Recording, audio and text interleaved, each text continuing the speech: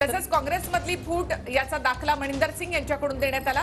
तसंच शिवसेनेचा प्रकरणाचा दाखला देखील यावेळी देण्यात आलेला आहे। सादिक अली प्रकरण, काँग्रेस फुटीचा दाखला आणि पीए संगमा यांचे दाखले जे आहेत ते अजित पवार गटाकडून सध्या देण्यात आलेले आहेत आणि विधिमंडळातील बहुमत जे आहे ते आमच्याकडे आहे असं अजितदादा गटाकडून सांगण्यात आलेलं आहे। पुन्हा एकदा थेट जाऊयात आमचे प्रतिनिधी संदीप राजगोळकर यांच्याकडे।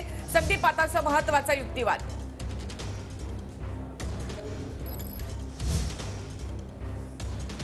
निखिला सांगावं लागेल की कागदपत्रांच्या संदर्भात जो मोठा दावा आहे तो अजित पवार गटाकडून केला जातोय आणि आम्ही जी कागदपत्र दिली आहेत किंवा जी प्रतिज्ञापत्र दिली आहेत त्या संदर्भात कुठलाही गोंधळ नाही, त्यामध्ये कुठलीही चूक नाही असा देखील दावा त्यांनी केलेला आहे। मनिंदर सिंग आणि नीरज किशन कौल हे दोन्ही वकील सध्या अजित पवार यांच्या गटाकडून त्या ठिकाणी युक्तिवाद करतायत निवडणूक आयोगासमोर आणि मनिंदर सिंग यांचा जर रोख पाहिला तर तो थेट शरद पवार यांच्यावरच आहे, कारण ते जे अध्यक्ष झाले होते पक्षाचे राष्ट्रीय अध्यक्ष ती निवड त्यांची म्हणजे ती निवडून आलेले नव्हते, थेट निवड करण्यात आली होती आणि ती वैध नाही असा दावा करत घर चालवल्याप्रमाणे त्यांनी पक्ष चालवला असा दावा केला। एकंदरीत जर आपण पाहिलं तर शरद पवार केंद्रस्थानी आहेत या सगळ्या युक्तिवादामध्ये निखिला। आणि दुसरं म्हणजे कागदपत्र जी प्रतिज्ञापत्र आहेत, शिवसेनेच्या वेळेला ज्यावेळेला सुनावणी झाली होती त्यावेळेला देखील शिंदे आणि ठाकरे या दोन्ही गटांकडून प्रतिज्ञापत्र सादर करण्यात आली होती, त्याचा देखील दाखला नीरज किशन कौल यांनी निवडणूक आयोगासमोर दिलेला आहे। आणि त्यानंतर आता पुन्हा एकदा मनिंदर सिंग पुन्हा बोलण्याची शक्यता आहे, कारण नीरज किशन कौल यांचा जो युक्तिवाद आहे तो आता संपू शकतो आणि पुढच्या काही मिनिटांमध्ये मनिंदर सिंग बोलू शकतात। पण एकंदरीत जर पाहिलं तर ज्या पद्धतीनं शिवसेनेच्या पक्ष आणि चिन्हाची लढाई जशी केंद्रीय निवडणूक आयोगासमोर निखिला सुरू होती आणि त्यामध्ये जे काही मुद्दे मांडण्यात आले होते तसेच मुद्दे सध्या राष्ट्रवादी काँग्रेसच्या या सगळ्या लढाईमध्ये आपल्याला पाहायला मिळत आहेत। पदाधिकाऱ्यांची निवड आणि प्रतिज्ञापत्र हाच मुद्दा केंद्रस्थानी आहे। खरं तर त्यावेळेला देखील उद्धव ठाकरे यांची निवड असेल किंवा जे काही त्यांनी केलं होतं म्हणजे एकनाथ शिंदे हे बाहेर पडले पण एकनाथ शिंदे हेच शिवसेनेचे होते असं पटवून द्यायचा जो प्रयत्न आहे तो त्यांच्या वकिलांनी त्यावेळेला केला होता। तशाच पद्धतीनं आता देखील अजित पवारांची बाजू किती भक्कम आहे किंवा अजित पवार हेच कायदेशीरदृष्ट्या त्यांचाच गट म्हणजेच राष्ट्रवादी काँग्रेस पक्ष हा कसा आहे हे सांगण्याचा प्रयत्न मनिंदर सिंग आणि नीरज किशन कौल हे दोघंही करतायत। अजित पवार गटाचा जो युक्तिवाद आहे तो अजूनही सुरू आहे आणि कागदपत्रांची तपासणी तुम्ही करू शकता, हे आम्ही कॅमेरा समोर देखील बोलू शकतो असं देखील नीरज किशन कौल आणि मनिंदर सिंग या दोघांनी म्हटलंय। कारण यापूर्वी माहिती म्हणजे प्रतिज्ञापत्रांवरून मोठा घोळ झाला ही पक्षाच्या घटनेनुसार झाली आहे तर शरद पवारांची निवड मात्र बेकायदेशीररित्या झाली असा या ठिकाणी दावा मनिंदर सिंग यांनी केलेला आहे। अगदी बरोबर आहे, कारण ज्या वेळेला बैठक एक झाली होती मुंबईमध्ये त्यावेळेला म्हणजे अजित पवारांचा शपथविधी होण्यापूर्वी निखिला या सगळ्या घडामोडी खरं तर घडल्या होत्या। त्यापूर्वी अजित पवार हे 2 वेळा गुप्तपणे दिल्लीमध्ये येऊन गेले होते आणि त्यांनी अमित शहा यांची भेट घेतली होती। ज्यावेळेला राष्ट्रीय अध्यक्ष म्हणून म्हणजे आमचे नेते अजित पवार हे ज्यावेळेला पत्रकार परिषदेमध्ये सांगण्यात आलं त्यावेळेला अजित पवार यांच्या निवडीबाबतची जी काही कागदपत्र होती ती सगळी कागदपत्र योग्य पद्धतीनंच निवडणूक आयोगासमोर दिलेली आहेत असं काही नेत्यांनी अनौपचारिकपणे बोलताना पत्रकारांना दिल्लीमध्ये सांगितलं होतं। त्या पद्धतीने शरद पवारांची निवड कशी बेकायदेशीर आहे आणि अजित पवार यांची निवड कशी कायदेशीर आहे हे सांगण्याचा प्रयत्न सध्या वकिलांकडून सुरू आहे। संदीप आणि मनिंदर सिंग आणि कौल यांचा युक्तिवाद आता नुकताच संपलाय।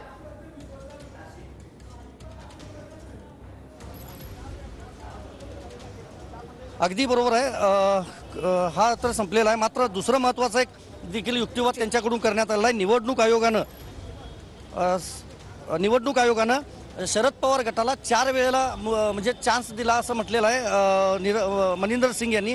तो असा की कागदपत्र सादर करताना शरद पवार गटानं वेळ मागितला होता निवडणूक आयोगाकडे आणि आपल्याला माहिती आहे जवळपास त्यांनी 6 आठवड्यांचा वेळ मागितला होता, मात्र निवडणूक आयोगानं 3 आठवड्यांचा वेळ दिला होता। त्यामुळे कागदपत्र किंवा प्रतिज्ञापत्र जी आहेत ती आमचीच कशा पद्धतीनं योग्य आहेत हे सांगण्याचा प्रयत्न सध्या त्यांच्याकडून सुरू आहे। नक्कीच मनिंदर सिंग आणि कौल यांचा युक्तिवाद आता नुकताच संपलेला आहे। मात्र शरद पवार गटाला 4 वेळा संधी देण्यात आली होती प्रतिज्ञापत्र सादर करण्यासाठी असं मनिंदर सिंग यांनी युक्तिवाद करताना म्हटलेलं आहे। त्यामुळे आमचीच प्रतिज्ञापत्र कशी योग्य आहेत असा दावा या ठिकाणी मनिंदर सिंग यांनी युक्तिवाद करताना केलेला आहे। गेल्यावेळी युक्तिवाद संपल्यानंतर सुनावणी संपल्यानंतर शरद पवार गटाकडून प्रतिज्ञापत्रांवरच प्रश्नचिन्ह उपस्थित करण्यात आलं होतं आणि आज त्यावर उत्तर देण्यात आलेलं आहे। तर शरद पवार गटाला निवडणूक आयोगानं आतापर्यंत 4 वेळा संधी दिली असा युक्तिवाद या ठिकाणी नीरज कौल यांनी केलेला आहे। अजित पवार यांची निवड ही पक्ष घटनेला धरू नये असा दावा अजित पवार गटाकडून करण्यात आलेला आहे। सध्या कौल यांचा युक्तिवाद संपलेला आहे, मात्र शरद पवार गटाला निवडणूक आयोगानं आतापर्यंत 4 वेळा संधी दिलेली आहे असं देखील कौल यांनी म्हटलेलं आहे. तर शरद पवार गटाला निवडणूक आयोगानं आतापर्यंत 4 वेळा संधी दिल्याचं कौल यांनी म्हटलं. त्यामुळे आमची प्रतिज्ञापत्र ही योग्य आहेत असा दावा या ठिकाणी अजित पवार गटानं केलेला आहे. अजित पवारांची निवड कायद्याला धरू नये असा दावा देखील अजित पवार गटानं केलाय. Side is still arguing. I have completed my arguments. Mr. Singh is continuing with his arguments. We have raised arguments on democratic principles not being followed within the organization. We have laid down the tests according to us which should be followed to decide who represents the party. According to us, our faction represents the real party in the matter and is representative of the vast majority in the party, and the various legal issues have been gone into. And we have also explained how, according to us, the principles of various bodies being represented by elected representatives, national conventions being held in terms of the spirit of the constitution have not been done. And our case is that we ought to be recognized as the representative faction and the real party, the NCP. देखिए, उसकी law Sadiq Ali से लेके supreme court की judgements तक कई grounds पे lay down करी गई है. Legislative assembly का taste है, ऑर्गेनाइजेशनल मेजॉरिटी का टेस्ट है, कॉन्स्टिट्यूशन ऑफ द पार्टी का टेस्ट है. उन सब पे बहस हो रही है.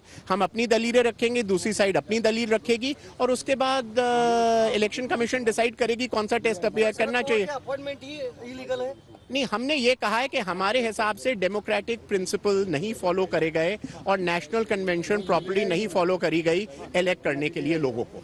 एंड इसलिए जो भी कन्वेंशन और अपॉइंटमेंट्स हुई हैं वो करेक्ट तरीके से नहीं हुई हैं जो 2022 में कन्वेंशन और अपॉइंटमेंट्स हुई हैं. एफिडेविट के बारे में क्या बताएंगे सर? कौन से वाला एफिडेविट? जो एफिडेविट हमारे एफिडेविट, हमारे लोग हैं, उन्होंने सही एफिडेविट दिए. हमारे 1 लाख एफिडेविट हैं, दूसरे साइड के कम 40,000 से भी ज्यादा नहीं है. और हमारा ये कहना है कि we represent the overwhelming majority in the party. आपण पाहतोय नीरज किशन कौल होते हे निखिला, त्यांनी ही सगळी माहिती दिलेली आहे की आमची जी काही कागदपत्र आहेत, प्रतिज्ञापत्र आहेत ती पूर्णपणे लिगली आहेत, म्हणजे कायदेशीर आहेत आणि त्यानुसार निवडणूक आयोग निर्णय घेईल. आता नीरज किशन कौल हे बाहेर पडलेत, मात्र मनिंदर सिंग जे आहेत त्यांचा सध्या युक्तिवाद अजूनही सुरू आहे. महत्वाचा एक मुद्दा निखिला हा सांगावा लागेल की शरद पवार गटाला 4 वेळा चान्स दिला, 4 वेळा त्यांना निवडणूक आयोगानं चान्स दिला. मात्र या 4 वेळेनंतरही अजूनही शरद पवार गटाला वेळ हवाय. मात्र तो वेळ देऊ नये, परमिट करू नये, म्हणजे परवानगी देऊ नये निवडणूक आयोगानं, असं देखील मनिंदर सिंग यांनी म्हटलंय. नीरज किशन कौल हे आपला युक्तिवाद संपून आता बाहेर पडलेले आहेत. मात्र त्यांनी असं सांगितलं की मी जरी आता निघत असलो तरी मनिंदर सिंग जे आहेत त्यांचा युक्तिवाद सुरूच राहील असं देखील त्यांनी सांगितलेलं आहे. निखिला, नक्कीच महत्वाचे मुद्दे या ठिकाणी कौल यांचा युक्तिवाद संपला आणि मनिंदर सिंग यांचा युक्तिवाद सुरू आहे. त्यांनी या ठिकाणी शरद पवार यांची निवड ही बेकायदेशीर असल्याचं म्हटलेलं आहे आणि अजित पवार यांची निवड कशी योग्य आहे, नेमणुकीने निवडणूक होऊन झालेली आहे असा दावा या ठिकाणी मनिंदर सिंग यांनी केलाय.